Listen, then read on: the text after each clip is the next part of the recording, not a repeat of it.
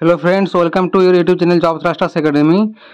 প্রত্যেকদিনের মতো আজকে একটা নতুন চাকরি বিজ্ঞপ্তি সম্পর্কিত ভিডিও নিয়ে চলে এলাম। তোমাদের এখানে অঙ্গনওয়াড়ি হেল্পার পদে নিয়োগের বিজ্ঞপ্তি প্রকাশিত হয়েছে।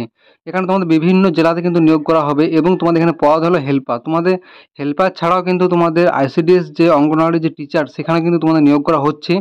এবং এখানে এই পোস্টে আবেদনের শেষ তারিখ হলো 2/4/2024, অর্থাৎ এপ্রিল মাসে তোমাদের 4 তারিখের মধ্যে কিন্তু 2 তারিখের মধ্যে কিন্তু তোমাদের এখানে আবেদন প্রক্রিয়া সম্পূর্ণ করতে হবে।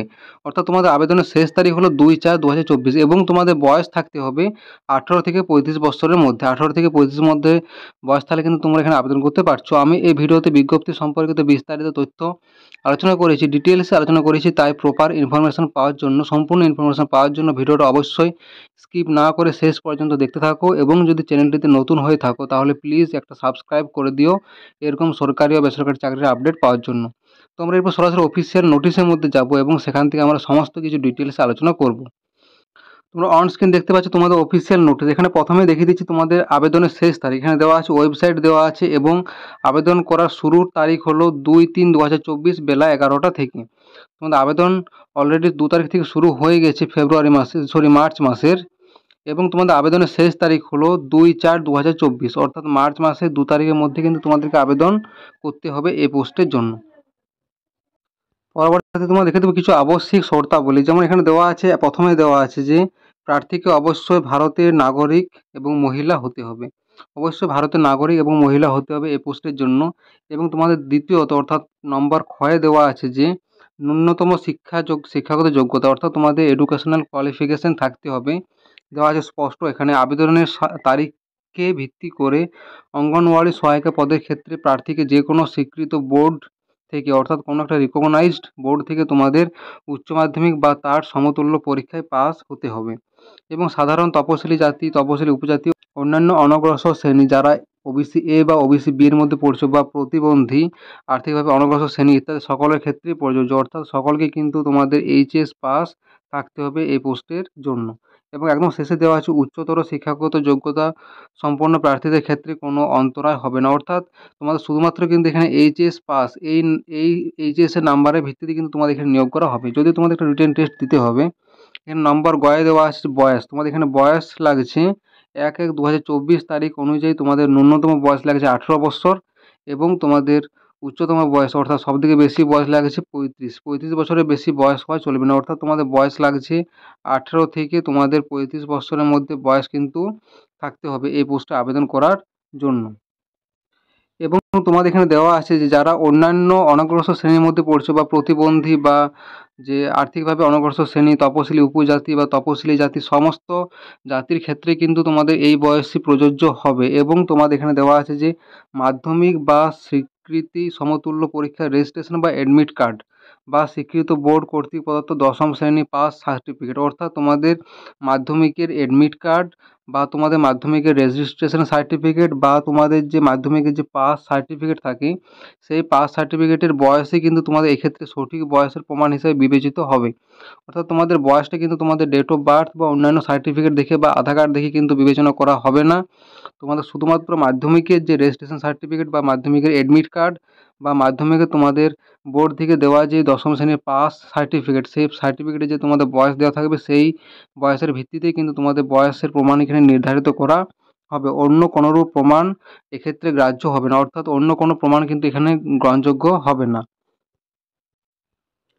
এবং তারপরে দেওয়া আছে নম্বর ঘয়ে স্থায়ী বাসস্থান সংক্রান্ত তথ্য, অর্থাৎ তোমাদের অবশ্যই স্থায়ী বাসস্থান হতে হবে। এবং দেওয়া আছে এখানে যে প্রার্থীর স্থায়ী বাসস্থান সংক্রান্ত প্রমাণপত্র হিসাবে প্রার্থীকে দেওয়া সংশ্লিষ্ট লোকসভা সদস্য বা জেলা সভাধিপতি বা সংশ্লিষ্ট এলাকার বিধায়ক বা জেলা শাসক বা অতিরিক্ত জেলা শাসক, সংশ্লিষ্ট মহকুমা শাসক, যে কোনো একটা এই সকল জায়গার থেকে, যে কোনো একটা জায়গা থেকে তোমাদের কিন্তু যে রেসিডেন্সিয়াল সার্টিফিকেট বা তোমাদের বাসস্থানের প্রমাণপত্র কিন্তু সার্টিফিকেট আনতে হবে। সেটাই কিন্তু তোমাদের এখানে গ্রহণযোগ্য হবে। অন্য কোনো সার্টিফিকেট কিন্তু তোমাদের এখানে বাসস্থান সংক্রান্ত কিন্তু তোমাদের এখানে প্রমাণপত্র হিসাবে বিবেচনা করা হবে না। কিন্তু যদি তোমাদের ভোটার কার্ড থাকে, ভোটার কার্ড থেকেও কিন্তু তোমাদের এখানে স্থায়ী বাসস্থানের যে প্রমাণপত্র, সেটা কিন্তু তোমাদের গ্রহণযোগ্য হবে। নেক্সট আছে তোমাদের নম্বর দেওয়া আছে পরীক্ষা। সকল আবশ্যিক শর্ত পূরণের সাপেক্ষে যোগ্য প্রার্থী তথা আবেদনকারীদেরকে পরীক্ষার মাধ্যমে নির্বাচিত করা হবে। অর্থাৎ তোমাদের একটা কিন্তু রিটেন টেস্টের মাধ্যমে কিন্তু এখানে নিয়োগ করা হবে, ইন্টারভিউ তো হবেই, তার সঙ্গে তোমাদের রিটেন টেস্ট থাকছে। পরীক্ষার পূর্ণমান 100, তোমাদের টোটাল নাম্বার থাকছে 100, তোমাদের 100 নাম্বারে কিন্তু এখানে পরীক্ষা হবে। টোটাল তোমাদের নাম্বার থাকছে 100, 100-র মধ্যে পরীক্ষা হবে এবং প্রথমে 90 নম্বরে লিখিত পরীক্ষা, অর্থাৎ তোমাদের রিটেন টেস্ট লিখিত পরীক্ষা হবে 90 নম্বরের। তারপর তোমাদের সেটা তোমাদের হচ্ছে লিখিত পরীক্ষা হবে 2 ঘন্টা। তোমাদের 2 ঘন্টা একটা 90 নম্বরের পরীক্ষা লিখিত দিতে হবে। লিখিত পরীক্ষায় পাস করলে মৌখিক পরীক্ষার জন্য প্রবেশাধিকার পাওয়া যাবে। মৌখিক পরীক্ষায় তোমাদের নাম্বার থাকছে 10, অর্থাৎ তোমাদের টোটাল নাম্বার লিখিত পরীক্ষা হচ্ছে 90 এবং মৌখিক হচ্ছে 10, টোটাল নাম্বার 100। এই 100 নম্বরের মধ্যে কিন্তু তোমাদের এখানে নিয়োগ করা হবে। সেক্ষেত্রে যারা প্রতিবন্ধী তাদের ক্ষেত্রে কিন্তু পরীক্ষা অতিরিক্ত 40 মিনিট সময় দেওয়া হচ্ছে। তো তোমাদের এখানে পরীক্ষার বিষয় সম্পর্কে বলে দিলাম যে তোমাদের টোটাল পূর্ণমান হচ্ছে, সম্পূর্ণ পূর্ণমান হচ্ছে 100 এবং তোমাদের 90 লিখিত পরীক্ষা এবং 10 হচ্ছে তোমাদের ইন্টারভিউ, অর্থাৎ মৌখিক পরীক্ষার মাধ্যমে কিন্তু নিয়োগ করা হচ্ছে।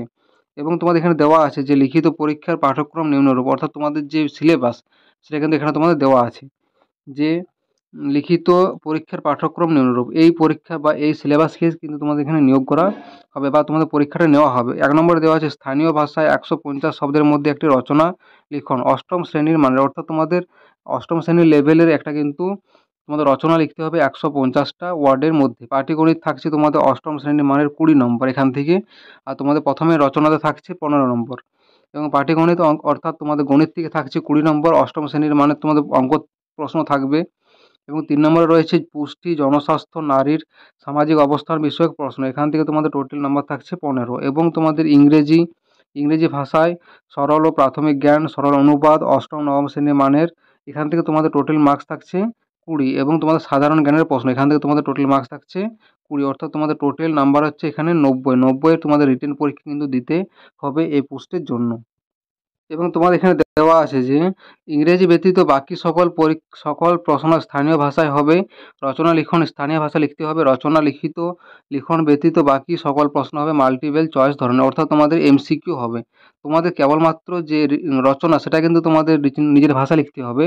বাকি সব প্রশ্ন কিন্তু তোমাদের মাল্টিপল অর্থাৎ এমসিকিউ ধরনের কিন্তু তোমাদের এখানে হবে। এবং তোমাদের দেওয়া আছে যে রচনা লিখন, পাটিগণিত, পুষ্টি, জনস্বাস্থ্য এ সকল সবকিছু মিলিয়ে তোমাদের কিন্তু মোট 30 নম্বর পেতে হবে। 30 নম্বর পেলে তোমাদের কিন্তু ইন্টারভিউর জন্য কিন্তু তোমাদের ডাকা হবে। অর্থাৎ তোমাদের লিখিত পরীক্ষাতে কিন্তু তোমাদের 30 নম্বর এখানে পেতেই হবে। তবেই কিন্তু তোমাদের ইন্টারভিউর জন্য ডাকা হবে এই পোস্টের জন্য। এবং তোমাদের তারপরে দেওয়া আছে 6 নম্বর পয়েন্টে অবসরকালীন বয়স, অর্থাৎ তোমাদের অবসরকালীন বয়স হলো এখানে 65। 65 বছরের পর কিন্তু তোমাদের এখানে স্বেচ্ছাসেবকমূলক কর্মজীবনের অবসান ঘটবে। এবং তারপর দেওয়া আছে তোমাদের বর্গীয় নম্বরে দেওয়া আছে এখানে যে কর্মক্ষেত্র আবেদনকারীকে এই সুসংহত শিশু বিকাশ সেবা প্রকল্পের অধীনস্থ যে কোনো কেন্দ্রে কাজ করতে প্রস্তুত থাকতে হবে, অর্থাৎ তোমাদের কিন্তু যে কোনো জায়গাতে কাজ করার জন্য প্রস্তুত থাকতে হবে। তারপর দেওয়া আছে এখানে তোমাদের যে এটা বললাম যে আবেদনের শেষ তারিখ এবং দেওয়া আছে আবেদন সংক্রান্ত শর্তাবলী ও আবেদনপত্র জমা করার সীমা। আবেদনকারীদেরকে নিম্নলিখিত ওয়েবসাইটের মাধ্যমে অনলাইনে আবেদন জমা করতে হবে। এখানে তোমাদের ওয়েবসাইট দেওয়া আছে যে এই ওয়েবসাইটে কিন্তু তোমাদের আবেদনপত্র জমা করতে হবে। ওয়েবসাইটের তোমাদের আবেদনের শুরুর তারিখ এবং শেষ তারিখ সব কিছু ডিটেলসে বললাম আমি। এবং আমি আমার ভিডিও ডেসক্রিপশন বক্সে সব লিঙ্ক দিয়ে দেবো। তোমাদের এই নোটিশের লিঙ্ক বা তোমাদের অনলাইন আবেদনের লিঙ্ক বা ও যে ওয়েবসাইট সেই ওয়েবসাইটের লিঙ্ক সব কিছুর লিঙ্ক আমি আমার ভিডিও ডেসক্রিপশন বক্সে ডিটেলসে দিয়ে দেবো। সেখান থেকে তোমরা সব কিছু ডিটেলসে জানতে পারবে। তোমাদের পরবর্তীতে রয়েছে অনলাইন দরখাস্ত করার সময় শুধুমাত্র নিম্নলিখিত প্রমাণপত্র সমূহের স্ক্যান কপি ওয়েবসাইটে আপলোড করতে হবে। তোমাদের যে সমস্ত ডকুমেন্টস আপলোড করতে হবে সেগুলো এখানে দেওয়া আছে। যেমন 1 নম্বরে দেওয়া আছে সাম্প্রতিক সময়ে তোলা ছবি, অর্থাৎ তোমাদের প্রার্থীকে একটা সাম্প্রতিক সময় অর্থাৎ রিসেন্টলি তোমাদের একটা ছবি কিন্তু এখানে তুলতে হবে। রঙিন পাসপোর্ট মাপের ছবি একটা তুলতে হবে এবং সেটা তোমাদের অবশ্যই 20 কিলোবাইট অর্থাৎ 20 কেবি থেকে 50 কেবির মধ্যে কিন্তু তোমাদের এখানে হতে হবে ছবির মাপটা। ছবির যে মাপ যে কেবিতে থাকে 20 থেকে 50 কেবির মধ্যে তোমাদের হতে হবে। এবং তারপর রয়েছে তোমাদের নীল কালো কালিতে আবেদনকারীর নামে সম্পূর্ণ সই বা স্বাক্ষর আপলোড করতে হবে। সেটা তোমাদের 10 থেকে তোমাদের 20 কেবির মধ্যে কিন্তু থাকতে হবে। এই তোমাদের সিগনেচারের যে ছবিটা সেটা কিন্তু তোমাদের এই মাপের মধ্যে থাকতে হবে। এবং তারপর রয়েছে যে প্রার্থী বা আবেদনকারীকে অবশ্যই সচিত্র ভোটার কার্ড থাকা বাধ্যতামূলক, অর্থাৎ অবশ্যই তোমাদের ভোটার কার্ড কিন্তু থাকতে হবে। যদি না থাকে তাহলে কিন্তু স্থায়ী বাসিন্দা হওয়ার প্রমাণপত্র হিসেবে তোমাদের প্রার্থীকে এই সমস্ত জায়গা থেকে তোমাদের রেসিডেন্সিয়াল সার্টিফিকেট আনতে হবে। এবং তোমাদের এখানে দেওয়া আছে যে এবং তোমাদের এখানে অনেক নিয়ম দেওয়া আছে, এই বাংলাতে লেখা আছে অনেক কিছু। আমি এই নোটিশের লিঙ্ক, পিডিএফ এর লিঙ্ক আমার ভিডিও ডেসক্রিপশন বক্সে দিয়ে দেবো, সেখান থেকে তোমরা ডাউনলোড করার পর সব কিছু। নেক্সট তোমাদের 5 নম্বর পয়েন্টে রয়েছে যে, 3 নম্বর পয়েন্টে যে প্রার্থী তথা প্রার্থীকে পরীক্ষা কেন্দ্রে নীল বা কালো ডট পেন নিজেকে আনতে হবে, অর্থাৎ তোমাদের পেন অবশ্যই পরীক্ষার সময় নিয়ে যেতে হবে। এবং তোমাদের এখানে 5 নম্বর পয়েন্টে একটা গুরুত্বপূর্ণ পয়েন্ট দেওয়া আছে যে, যে ওয়েবসাইটে বা পোর্টালে তোমরা আবেদনপত্র জমা করছো, সেই ওয়েবসাইট থেকে কিন্তু তোমরা তোমাদের এডমিট কার্ড ডাউনলোড করতে পারবে। এডমিট কার্ড তোমাদের রঙিন প্রিন্ট করে নিতে হবে, সেখানেই লিখিত পরীক্ষার কেন্দ্র, সময়, সংক্ষিপ্ত নিয়মাবলী ইত্যাদি সম্পর্কিত সকল তথ্য থাকবে। অর্থাৎ তোমাদের এডমিট কার্ডে সব কিছু লেখা থাকবে, তোমাদের কোথায় পরীক্ষা হবে, কোন টাইমে পরীক্ষা হবে, পরীক্ষার ডেট, সব কিছু তোমাদের ডিটেলসে দেওয়া থাকবে তোমাদের এডমিট কার্ডে। এবং তোমরা ওই ওয়েবসাইট থেকে তোমাদের এডমিট কার্ড ডাউনলোড করতে পারবে। এবং তোমাদের নেক্সট দেওয়া আছে যে, তোমাদের যখন মৌখিক পরীক্ষা নেওয়া হবে, মৌখিক পরীক্ষার আগে তোমাদের যে সমস্ত ডকুমেন্টস জমা করতে হবে, যেমন একদম 1 নম্বরে দেওয়া আছে আবেদনপত্র দাখিল করার সময় ভোটার কার্ড সম্পর্কিত যে তথ্য জমা করা হয়েছে তার প্রতিলিপি, অর্থাৎ তোমাদের ভোটার কার্ডের জেরক্স, তারপরে জন্ম তারিখের প্রমাণপত্র হিসাবে তোমাদের মাধ্যমিকের যে এডমিট কার্ডের জেরক্স, বা তোমাদের রেজিস্ট্রেশন সার্টিফিকেট জেরক্স, বা পাস সার্টিফিকেট জেরক্স, যে কোনো একটা দিতে হবে। 3 নম্বর আছে জাতিগত শংসাপত্র, অর্থাৎ যদি কোনো কাস্টের মধ্যে হয়ে থাকো, রিজার্ভড ক্যাটাগরির মধ্যে এসসি, এসটি, ওবিসি বা ওবিসি বি, যে কোনো একটা কিছু। এবং 4 নম্বরে রয়েছে তোমাদের শিক্ষাগত যোগ্যতার প্রমাণপত্র, অর্থাৎ তোমাদের যে উচ্চ মাধ্যমিক পাস, সেটা তোমাদের প্রমাণপত্র কিন্তু জমা করতে হবে। তারপর আছে স্থায়ী বাসিন্দার সচিত্র প্রমাণ বা শংসাপত্র, এখানে তোমাদের স্থায়ী বাসিন্দার কিন্তু সার্টিফিকেট বা রেসিডেন্সিয়াল সার্টিফিকেট কিন্তু জমা করতে হবে। তারপর যদি প্রতিবন্ধী হয়ে থাকো তাহলে প্রতিবন্ধী সার্টিফিকেট জমা করতে হবে। 7 নম্বর আছে আর্থিকভাবে যারা অনগ্রসর শ্রেণী তাদেরও, মানে যাদের যেটা সার্টিফিকেট সেই সার্টিফিকেট কিন্তু জমা করতে হবে। নেক্সট রয়েছে তোমাদের ভ্যাকেন্সি ডিটেইলস সম্পর্কিত তথ্য, যেমন এখানে দেওয়া আছে যে ওয়ার্ডের নাম, মোট শূন্যপদ, অসংরক্ষিত অর্থাৎ আনরিজার্ভড ক্যাটাগরি, তপশিলি জাতি, তপশিলি উপজাতি, অন্যান্য অনগ্রসর এ, অন্যান্য অনগ্রসর বি এবং শারীরিক প্রতিবন্ধী, অর্থাৎ অনগ্রসর unreserved SC, ST, OBC A, OBC B এবং যারা ফিজিক্যালি হ্যান্ডিক্যাপড বা পিডাব্লিউডি ক্যান্ডিডেট, তাদের জন্য এখানে ক্যাটাগরি ওয়াইজ ভ্যাকেন্সিগুলো ব্রেকআপ করা আছে। এখানে তোমাদের টোটাল ভ্যাকেন্সি রয়েছে 4টা, এখানে 1টা, এখানে 2টো, এখানে 2টো, তারপরে তোমাদের এখানে নেক্সট আরও রয়েছে অনেক জায়গায় তোমাদের কিন্তু এখানে নিয়োগ করা হচ্ছে।